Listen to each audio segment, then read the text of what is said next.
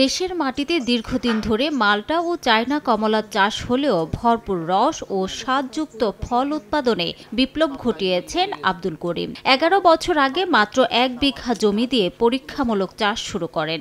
বিশেষ করে বাড়ি ১ মাল্টা ও চায়না ৩ কমলা চাষ করে ব্যাপক সাড়া ফেলেছেন।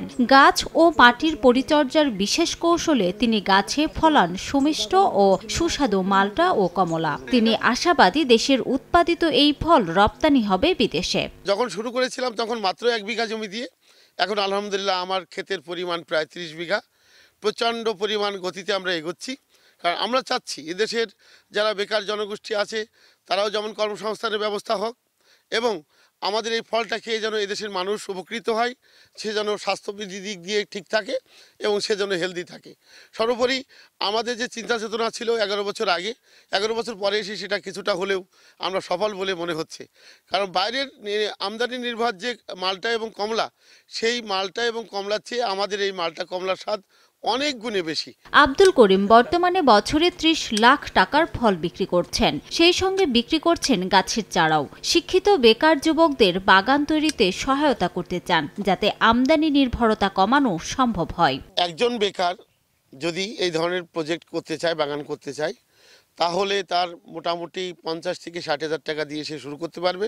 দূর দূরান্ত থেকে দর্শনার্থীরা আসেন তার বাগানে। বিষমুক্ত তাজা ফলের ভরপুর রস ও স্বাদে অবাক হয়ে নিজেরাও বাগান করায় আগ্রহ প্রকাশ করেন। আমার কিছু জমি আছে, ওনার কাছ থেকে কিছু চারা এবং ওনার পরামর্শক্রমে আমি বাগান তৈরি করব আর কি। বাজারে যে মালটাগুলো পাওয়া যায় সচরাচর সেগুলো আছে কীটনাশক প্রয়োগ করা থাকে, কিন্তু এখানে অরিজিনাল কীটনাশক মুক্তভাবে তৈরি করা হয়েছে, অতএব এখানকার মালটা বাজারের থেকে অনেক ভালো। এখানকার কমলা এবং মালটা খেয়ে আমি যেটা দেখলাম, এটা অত্যন্ত সুস্বাদু একটা কমলা, সুস্বাদু মালটা।